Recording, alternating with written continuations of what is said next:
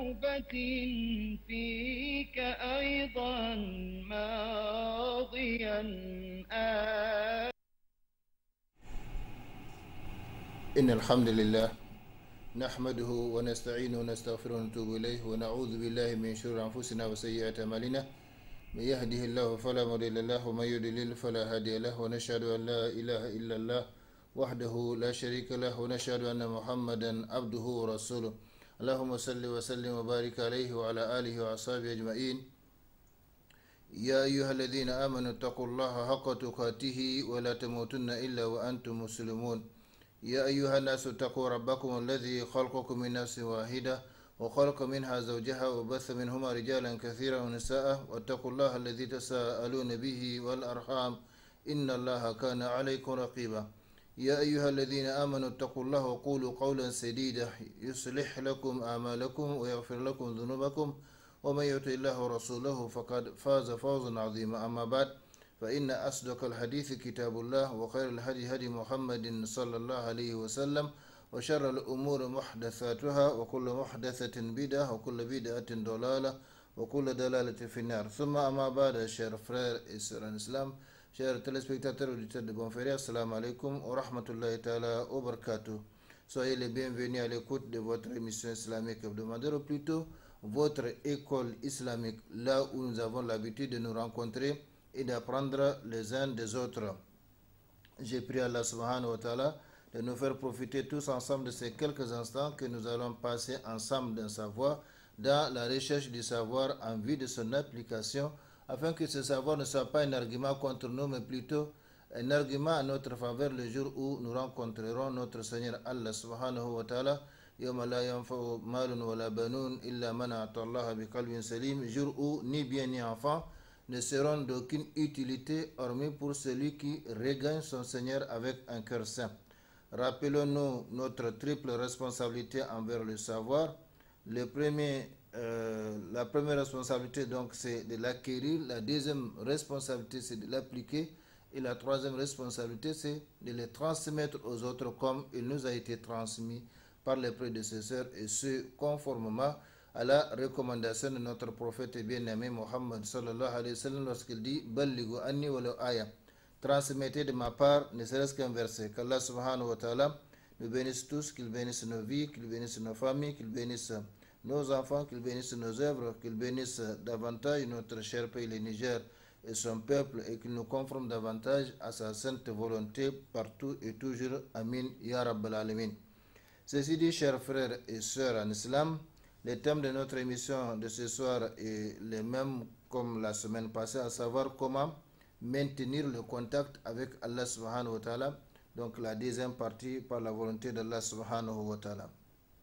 Comme nous l'avons vu, Allah a incité ses serviteurs croyants à garder le contact avec lui et nous avons parlé de la réciprocité de comportement entre notre Seigneur et nous, de la même façon qu'on se comporte envers lui subhanahu wa ta'ala, il se comporte ainsi envers nous. Fadhkuruni adhkurukum, donc souvenez-vous de moi, je me souviendrai de vous. Et dans les hadiths sacrés où il a fait donc la mention donc de cette réciprocité de comportement, si le serviteur le mentionne à lui-même, il le mentionne à lui-même. Si le serviteur le mentionne dans une assemblée, il le mentionne dans une assemblée meilleure que la sienne, ainsi de suite. Donc, chers frères et sœurs en islam, nous avons besoin de garder notre contact avec Allah subhanahu wa ta'ala durant toute l'année. Ce n'est pas pendant le mois de Ramadan seulement où on vit de la spiritualité, le contact avec Allah subhanahu wa ta'ala. Ce n'est pas pendant le mois de Zulhijjah, la saison du Hajj seulement, ou pendant quelques heures. Non, le contact avec Allah subhanahu wa ta'ala, c'est une question donc de permanence. Il n'y a pas d'interruption dans notre contact avec Allah subhanahu wa ta'ala, parce que celui qui est déconnecté d'Allah, automatiquement il est connecté donc à l'ennemi numéro un, à savoir Satan. Par conséquent, nous devons être conscients de cela nuit et jour, et nous allons voir que Allah subhanahu wa ta'ala nous a donné plusieurs moyens, plusieurs voies pour rester en contact avec lui subhanahu wa ta'ala. Ce n'est pas seulement à travers les adorations principales comme la prière, le hajj, le jeûne. Non, il y a plusieurs moyens de rester en contact avec Allah subhanahu wa ta'ala, et cela quelle que soit la situation dans laquelle on se trouve, quel que soit l'état dans lequel on se trouve, quel que soit le lieu dans lequel on se trouve, quel que soit également notre état de pureté ou d'impureté, il y a des moyens de rester en contact avec Allah subhanahu wa ta'ala, des moyens qui ne demandent pas même les ablutions pour être en contact avec Allah subhanahu wa ta'ala. Sachez, chers frères et sœurs en islam, que toute adoration en islam est un moyen qui permet aux serviteurs de se mettre en contact plus ou moins direct avec Allah subhanahu wa ta'ala. Et les adorations comme les savants l'ont défini, ou l'adoration comme les savants l'ont défini, c'est un nom général qui englobe tout ce que Allah aime et agrée parmi les actes, les paroles et les comportements apparents et cachés. Par conséquent, il y a une infinité donc des moyens, parce qu'il y a une infinité donc d'adorations qui nous permettent de rester en contact avec Allah subhanahu wa ta'ala.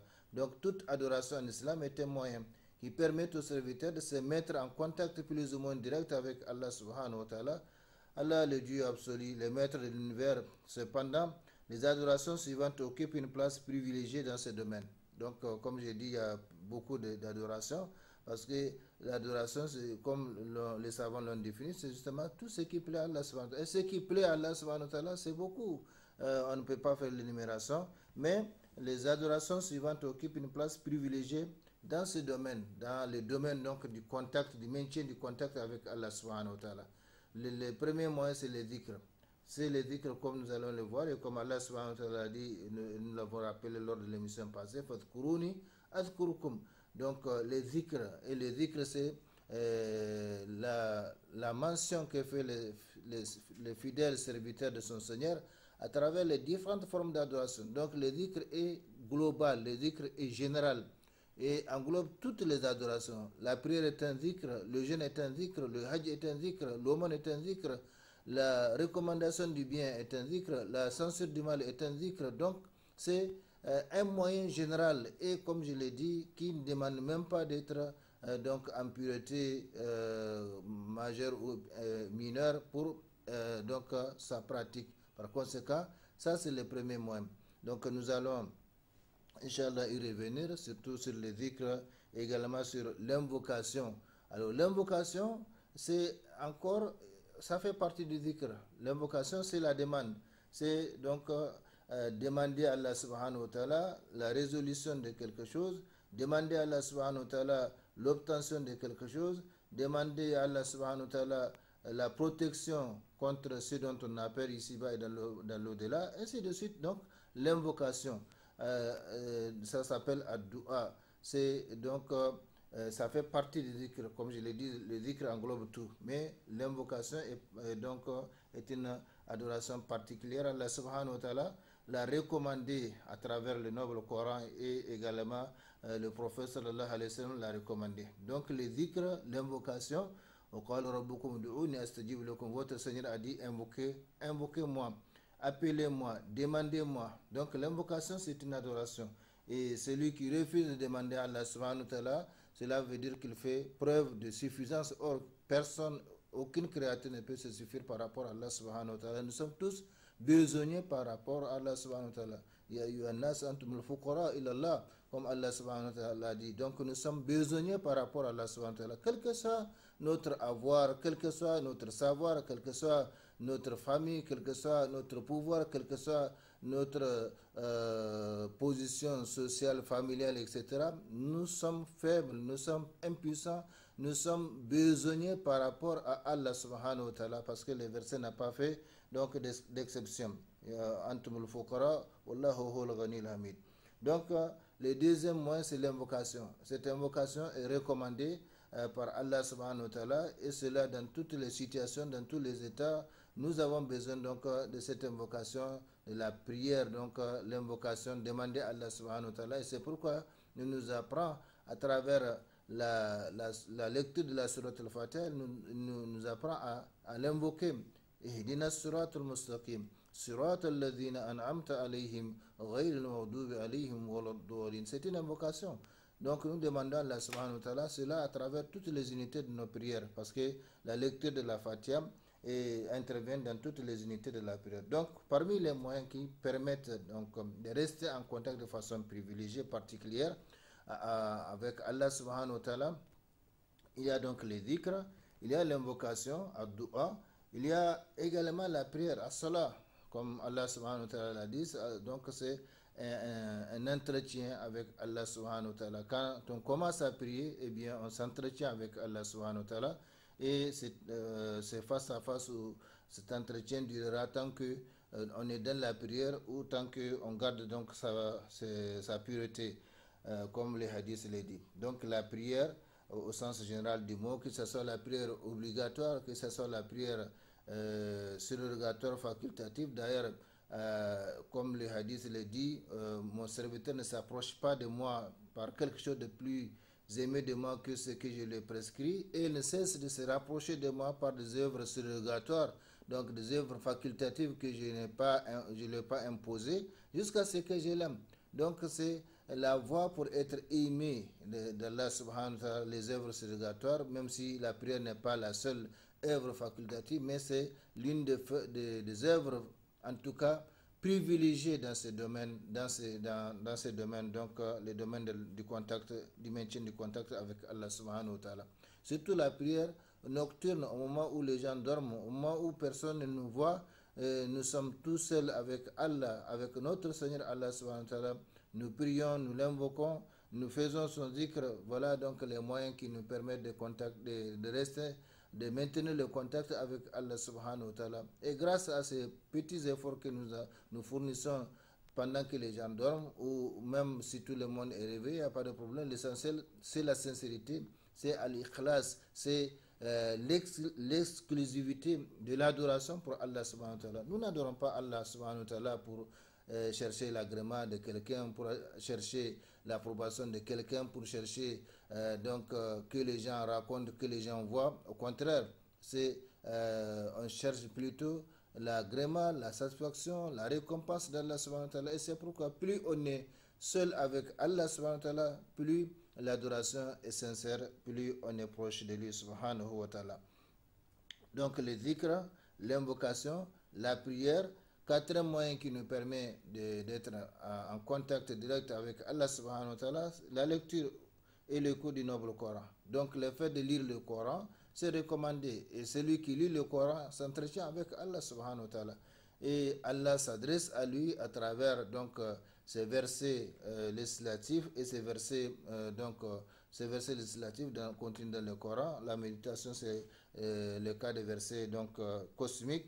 Également, l'écoute du Coran. Si on ne lit pas, on peut écouter la lecture du Coran. Et ça aussi, ça rapporte de la récompense. Et c'est un moyen également de rester en contact avec Allah subhanahu wa ta'ala. Parce que celui qui écoute la parole d'Allah, eh bien, prête oreille donc à Allah subhanahu wa ta'ala. Par conséquent, le quatrième moyen qui nous permet de façon privilégiée de rester en contact avec Allah subhanahu wa ta'ala, c'est la lecture du noble Coran. Et cette lecture se fait dans tous les jours, dans tous les mois, partout et toujours, et également sans aucune restriction, sauf pour la femme qui peut être empêchée donc de toucher au Coran pendant les lochis, pendant les menstrues, etc.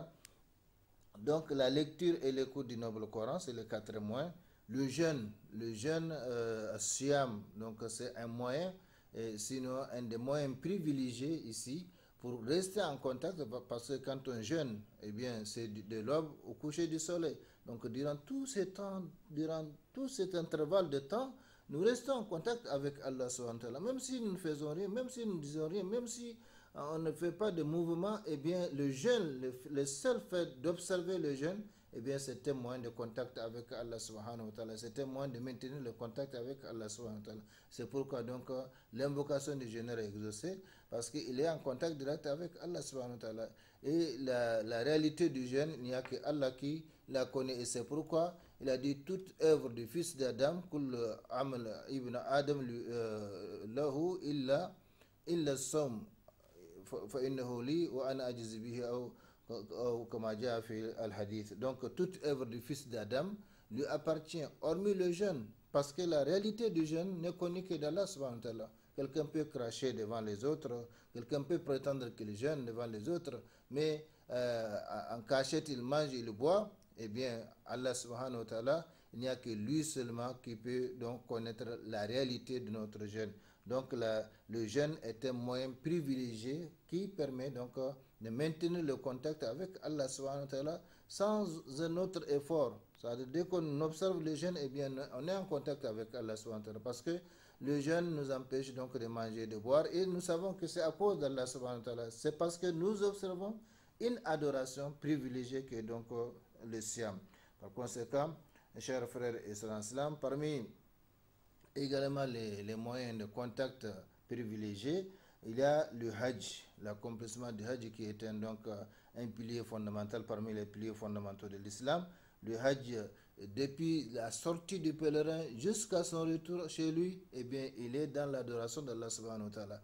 Il est dans l'adoration d'Allah subhanahu wa ta'ala. C'est pourquoi, pendant le Hajj, il faut se rappeler chaque fois qu'on est dans l'adoration. C'est comme quelqu'un qui sort de chez lui pour aller à la mosquée. Il est en adoration, en allant et en revenant. Donc, même les pas qu'il fait, il est récompensé.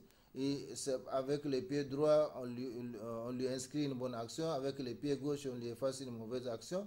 En allant et en revenant, par conséquent, il est dans la prière depuis sa sortie jusqu'à son retour. Également, le pèlerin, il est dans l'adoration depuis sa sortie de chez lui jusqu'à son retour. Donc, il faut être conscient de cela et éviter pendant cette adoration, même si les gens pensent que seulement c'est pendant quand on accomplit la Umrah ou bien quand on accomplit les rites du Hajj du 8 au 12 ou du 8 au 13, c'est pendant seulement ce temps-là qu'on est dans l'adoration. Non, on est dans l'adoration depuis sa sortie de chez soi jusqu'à son retour, on est dans l'adoration. Donc le Hajj c'est un moyen privilégié, sauf que le Hajj n'est pas observé, on ne fait pas le Hajj tout le temps, tous les mois de l'année. Donc également le jeûne obligatoire c'est une fois dans l'année, c'est-à-dire le mois de Ramadan, même si il est permis de jeûner 3 jours chaque mois, chaque lundi, chaque jeudi, ou bien d'observer même le jeûne du prophète Daoud alayhi salam, un jour sur 2. Donc c'est un moyen, en tout cas parmi les moyens privilégiés qui nous permet de rester en contact avec Allah subhanahu wa ta'ala. Également, la prière et le salut demandé en faveur du prophète sallallahu alayhi wa sallam, c'est qu'on appelle salatu wa salam ala nabi sallallahu alayhi wa sallam. Et ça c'est une recommandation d'Allah subhanahu wa ta'ala. Inna Allah wa malaikatahu yusalluna ala nabi ya ayyuhalladhina amanu sallu alayhi wa sallimu taslima. Donc Allah et ses anges prient sur le prophète et Allah nous demande donc de prier sur le prophète sallallahu alayhi wa sallam. Quand ce verset était révélé, les compagnons ont demandé comment donc faire la salat et la prière et la demande de salut sur lui. Il leur a enseigné la salat ibrahimiyya. Allahumma salli ala Muhammad wa ala ali Muhammad kama sallaita ala Ibrahim wa ala ali Ibrahim. وبارك على محمد وعلى آل محمد كما باركت على إبراهيم وعلى آل إبراهيم في العالمين إنك حميد مجيد. Ça c'est une formule parmi les formules de cette prière, la prière donc al-Ibrahimiyya. Par conséquent, c'est ça que le prophète sallallahu alayhi wa sallam a enseigné à ses compagnons. Donc quand on fait cette prière, eh bien on est en adoration, on est en contact direct avec Allah subhanahu wa ta'ala. Et surtout, l'effet positif de cette prière sur le prophète sallallahu alayhi wa sallam, parce que celui qui prie sur Allah, c'est sur le prophète sallallahu alayhi wa sallam plutôt, Allah prie sur lui 10 fois. Donc vous voyez, c'est vraiment l'adoration qui nous permet d'avoir la bénédiction d'Allah subhanahu wa ta'ala. De façon directe, l'impact de cette adoration, il n'y a que, en tout cas, l'expérience qui peut décrire cela. Donc, la prière et le salut demandé en faveur du prophète sallallahu alayhi wa sallam, eh bien, c'est une façon, c'est un moyen parmi les moyens privilégiés de rester, donc de maintenir le contact avec Allah subhanahu wa ta'ala. Mais comme vous le remarquez, toutes ces adorations, depuis la 2e jusqu'à la 7e dans laquelle nous sommes maintenant, ce sont des zikrs, ce sont des différentes formes de zikr. Donc la salat, le jeûne, le hajj, la prière, et bien tout ça, ce sont de différentes formes, sans compter les autres formules de zikr que nous connaissons, subhanallah, walhamdulillah, wa la ilaha illallah, wallahu akbar, wa la hawla wa la quwwata illa billah, mais sinon tout rentre dans le cadre donc du dhikr, de la mention donc que fait le serviteur, le fidèle serviteur de son Seigneur Allah subhanahu wa ta'ala. C'est pourquoi donc le dhikr est général et global. Le huitième moyen qui nous permet de rester en contact avec Allah subhanahu wa ta'ala, contact plus ou moins direct, c'est la méditation sur les signes cosmiques et ou législatifs de Dieu. Les signes cosmiques, ce sont les signes donc continus dans les cieux sur la terre entre les deux, ce que nous voyons, ce que nous ressentons, donc les arbres, les animaux, l'eau, l'air, tout ça, les étoiles, le soleil, la lune, eh bien, ce sont les signes cosmiques d'Allah subhanahu wa ta'ala, et il est donc recommandé de méditer sur ces signes-là parce que la méditation sur ces signes, eh bien, fait la différence entre les serviteurs, fait la différence entre nous. إن في خلق السماوات والأرض واختلاف الليل والنهار لآيات لأولي الألباب الذين يذكرون الله قياما وقعودا وعلى جنوبهم ويتفكرون في خلق السماوات والأرض jusqu'à ce qu'ils arrivent ربنا ما خلقت هذا باطلا سبحانك فقنا عذاب النار. Donc dans la création du ciel et de la terre, dans l'alternance du jour et de la nuit, il y a des signes, donc probants, des signes visibles, des signes donc évidents. Pour qui? Pour les doués d'intelligence. Qui sont ces doués d'intelligence? Eh bien, ce sont ceux qui font le dhikr. Ce sont ceux qui font le dhikr dans toutes les positions de l'homme. Qu'il soit debout, assis ou couché. Ce sont les trois positions de l'homme, il n'y a pas une quatrième. Ou on est debout, ou on est assis, ou on est couché. Eh bien, dans toutes ces positions, les doués d'intelligence, les intelligents, eh bien, font la méditation, font le dhikr d'Allah subhanahu wa ta'ala. Yadhkuruna Allah qiyaman wa qu'udan wa ala junubihim wa yatafakkaruna, et ils méditent sur donc le contenu de la création, c'est-à-dire sur le ciel, sur la terre, sur la lune, sur le soleil, sur les étoiles, sur les animaux, sur l'eau, sur les animaux, sur les êtres humains, ce qu'ils voient, ce qu'ils entendent, ce qu'ils ressentent. Parce que à travers tout cela, eh bien, il y a toujours quelque chose auquel il faut penser, à savoir Allah subhanahu wa ta'ala, le créateur absolu des cieux et de la terre. Donc les doués d'intelligence, dans toutes leurs positions, qu'ils soient debout, assis ou couchés, eh bien,